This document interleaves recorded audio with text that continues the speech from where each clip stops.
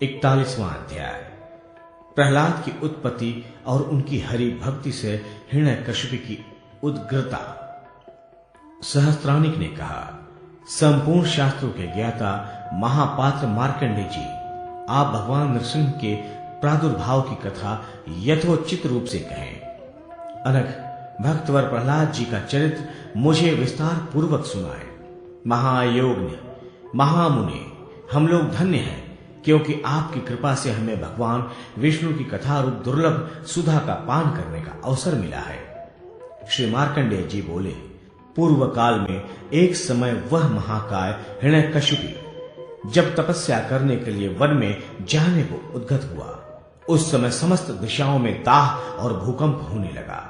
यह देखकर उसके हितकारी बंधुओं, मित्रों और भृगुओं ने उसे मना किया, राजन, इस समय बुरे शकुन हो रहे हैं, इनका फल अच्छा नहीं है।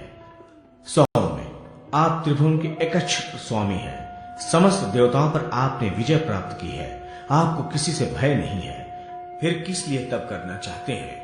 हम सभी लोग जब अपनी बुद्धि से विचारते हैं तब कोई भी प्रयोजन नहीं दिखाई देता, क्योंकि जिसकी कामना अपूर्ण होती है वही तपस्या करता है। अपने बंधुजनों के इस प्रकार मना करने पर भी वह दुर्मद एवं मत दैत्य अपने 2-3 मित्रों को साथ लेकर कैलाश शिखर की ओर चला गया। महिपाल, वहां जाकर जब वह परम दुष्कर तपस्या करने लगा, तब पदयोनि ब्रह्मा जी को उसके कारण बड़ी चिंता हो गई। वे सोचने लगे, ओह, अब क्या करूं? वह दैत्य कैसे तप से निवृत्त हो? भूपाल, इस चिंता से ब्रह्मा जी जब व्याकुल हो रहे थे, उसी समय उनके अंग से उत्पन्न मुनिवर नारद जी ने उन्हें प्रणाम करके कहा। नारद जी बोले, पिताजी, आप तो भगवान नारायण के आश्रित हैं, फिर आप क्यों खेद कर रहे हैं? जिनके हृदय में भगवान गोविंद विराजमान है, उन्हें इस प्रकार सोच नहीं करना चाहिए। तपस्या में प्रवृत्त हुए उस दैत्य हिरण्यकशिपु को मैं उससे निवृत्त करूंगा। जगदीश्वर भगवान नारायण मुझे इसके लिए सुबुद्धि देंगे। मार्कंडेय जी बोले, अपने पिता से इस प्रकार कहकर मुनिश्रेष्ठ नारद जी ने उन्हें प्रणाम किया और मन ही मन भगवान वासुदेव का स्मरण करते हुए वह पर्वत मुनि के साथ वहां चल दिए। वे दोनों मुनि कलविघ्न पक्षी रूप धारण कर उस उत्तम कैलाश पर्वत पर आए, जहां दैत्य श्रेष्ठ हिरण्यकशिपु अपने 2-3 मित्रों के साथ रहता था।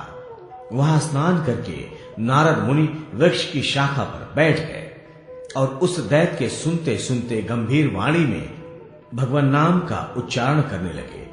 उदार बुद्धि नारद लगातार 3 बार ओम नमो नारायणाय इस मंत्र का उच्च स्वरूप से उच्चारण कर मौन हो गए। भूपाल, कलविडक के द्वारा किए गए उस आदर युक्त नाम कीर्तन को सुनकर हिरण्यकशिपु ने कुपित हो धनुष उठाया और उस पर बाण का संधान करके ज्यों ही उन दोनों पक्षियों के प्रति छोड़ने लगा, त्यों ही नारद और पर्वत मुनि उड़कर अन्यंत्र चले गए। महीपते, तब हिरण्यकशिपु विक्रोध से भर गया और उसी समय वह आश्रम को त्याग कर अपने नगर को चला आया। वहां उसी समय उसकी कयाधु नाम की सुंदरी पत्नी दैव योग से रजस्वला होकर ऋतुस्नाता हुई थी। रात्रि में एकांत वास के समय कयाधु ने दैत्यराज से पूछा, स्वामी, आप जिस समय तप करने के लिए घर से वन को गए थे, उस समय तो आपने ये कहा था कि मेरी यह तपस्या 10,000 वर्षों तक चलेगी। फिर महाराज, आपने अभी क्यों उस व्रत को त्याग दिया? स्वामीगण, दैत्यराज, मैं प्रेम पूर्वक आपसे यह प्रश्न करती हूं, कृपया मुझे सच सच बताइए। हिरण्यकशिपु बोला, सुंदरी, सुनो, मैं वह बात तुम्हें सच सच सुनाता हूं जिसके कारण मेरे व्रत का भंग हुआ है। वह बात मेरे क्रोध को अत्यंत बढ़ाने वाली और देवताओं को आनंद देने वाली थी। देवी, कैलाश शिखर पर जो महान आनंद कानन है, उसमें 2 पक्षी ओम नमो नारायणाय इस शुभ वाणी का उच्चारण करते हुए आ गए। शुभे, उन्होंने 2 बार 3 बार उक्त वचन को दोहराया। वरान ने पक्षियों के उस शब्द को सुनकर मेरे मन में बड़ा क्रोध हुआ और भामिनी उन्हें मारने के लिए धनुष पर बाण चढ़ाकर ज्यों ही मैंने छोड़ना चाहा, त्यों ही वे दोनों पक्षी भयभीत हो उड़कर अन्यत्र चले गए। तब मैं भी भावी की प्रबलता से अपना व्रत त्याग कर यहां चला आया।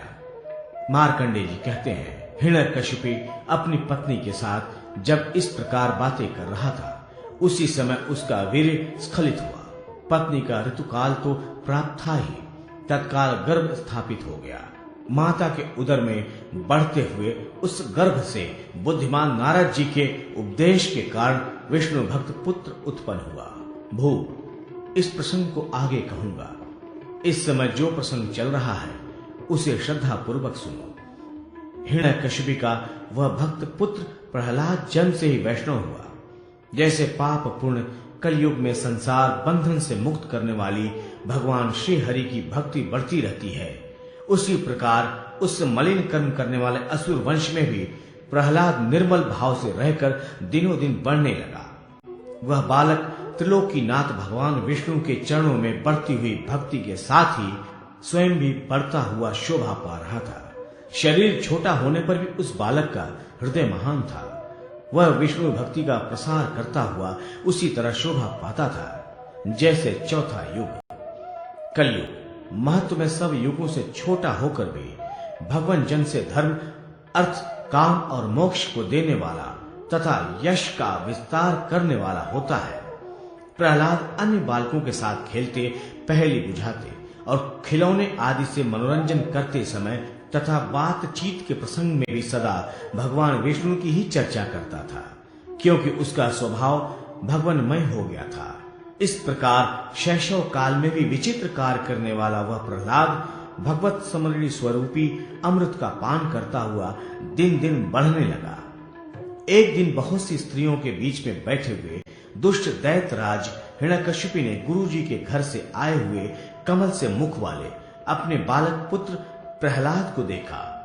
उसकी आंखें बड़ी बड़ी और सुंदर थी तथा वह हाथ में पट्टी लिए हुए था। उसकी पट्टी बड़ी सुंदर थी।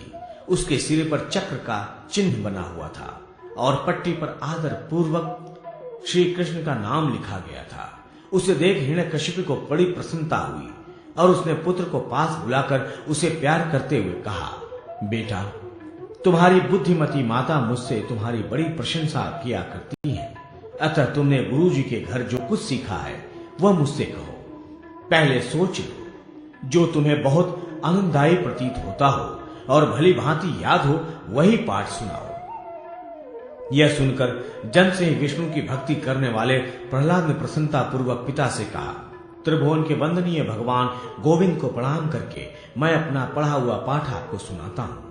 अपने पुत्र के मुख से इस प्रकार शत्रु की स्तुति सुनकर स्त्रियों से घिरा हुआ वह दुष्ट दैत्य यद्यपि बहुत क्रुद्ध हुआ, यथापि प्रहलाद से उस क्रोध को छिपाने के लिए वह प्रसन्न पुरुष की भांति जोर जोर से हंसने लगा। फिर पुत्र को गले से लगाकर बोला, बच्चा, मेरा हितकर वचन सुनो बेटा।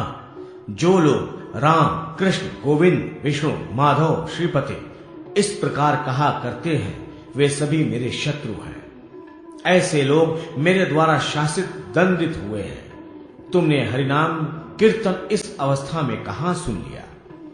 पिता की बात सुनकर बुद्धिमान प्रहलाद निर्भय होकर बोला, आर्य, आपको कभी ऐसी बात नहीं कहनी चाहिए। जो मनुष्य संपूर्ण ऐश्वर्यों को देने वाले तथा धर्म आदि की वृद्धि करने वाले कृष्ण इस मंत्र का उच्चारण करता है वह अभय पद को प्राप्त कर लेता है। भगवान कृष्ण की निंदा से होने वाले पाप का कहीं अंत नहीं है। अतः अब आप अपनी शुद्धि के लिए भक्ति पूर्वक राम, माधव और कृष्ण इत्यादि नाम लेते हुए भगवान का स्मरण करें। जो बात मैं आपसे कह रहा हूं वह सबसे बढ़कर हित साधक है।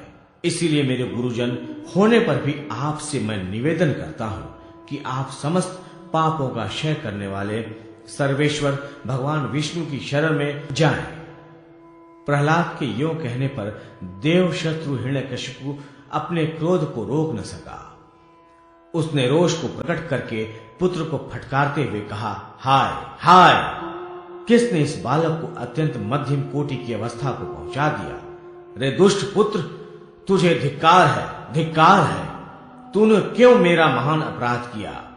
ओ दुराचारी नीच पुरुष, अरे पापिष्ठ, तू यहां से चला जा, चला जा। यूं कहकर उसने अपने चारों ओर निहार कर फिर कहा, नृशंस पराक्रमी क्रूर दैत्य जाए और इसके गुरु को बांध कर यहां ले आए।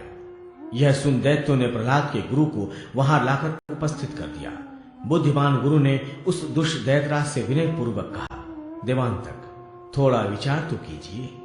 आपने समस्त त्रिभुवन को अनायास ही अनेकों बार पराजित किया है, खेल खेल में ही सबको जीता है, रोष से कभी काम नहीं लिया, फिर मुझ जैसे तुच्छ प्राणी पर क्रोध करने से क्या लाभ होगा।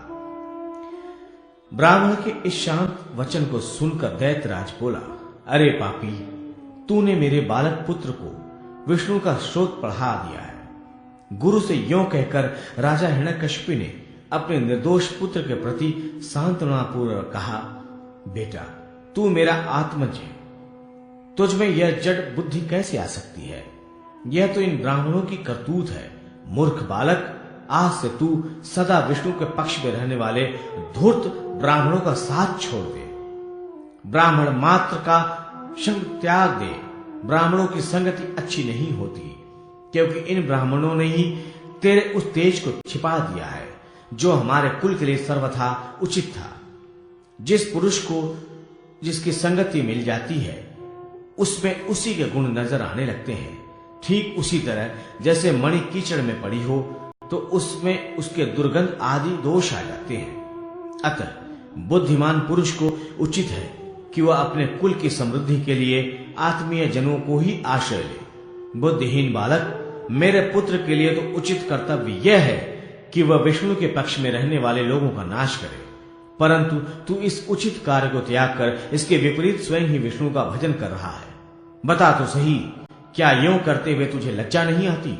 अरे, मुझ संपूर्ण जगत के सम्राट का पुत्र होकर तू दूसरे को अपना स्वामी बनाना चाहता है।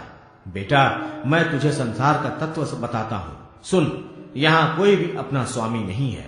जो शूरवीर है वही लक्ष्मी का उपभोग करता है, तथा वही प्रभु है, वही महेश्वर है, वही सबका अध्यक्ष देवता है, जैसा कि तीनों लोकों पर विजय पाने वाला मैं हूं। इसीलिए तू अपनी यह जड़ता त्याग दे और अपने कुल के लिए उचित वीरता का आश्रय ले। तेरी यह कायरता देखकर दूसरे लोग भी तुझे मारेंगे और कहेंगे कि अरे, यह असुर होकर भी देवताओं की उसी प्रकार स्तुति करता है जैसे बिल्ली चूहे की स्तुति करे और मोर अपने वेश पात्र सर्पों की प्रार्थना करे। ऐसा करना अवश्य अनिष्ट का सूचक है। मूर्ख प्राणी, महान ऐश्वर्य पाकर भी अपने खोटे कर्मों द्वारा नीचे गिर जाती है। जैसे मेरा पुत्र प्रहलाद, जो स्वयं स्तुति के योग्य था, आज नीच जनों की भांति उन लोगों की स्तुति कर रहा है जो स्वयं हमारी स्तुति करने वाले हैं।